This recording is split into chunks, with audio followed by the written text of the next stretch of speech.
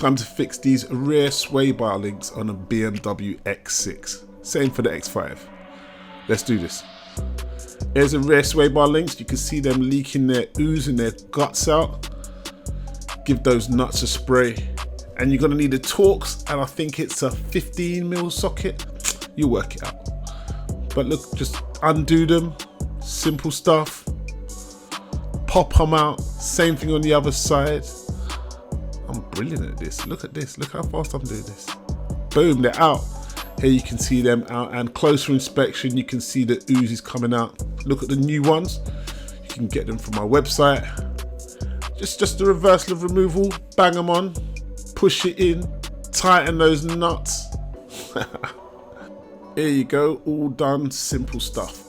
Now, if you like the long form videos, check out my YouTube channel, B Mac Vax. Check it out.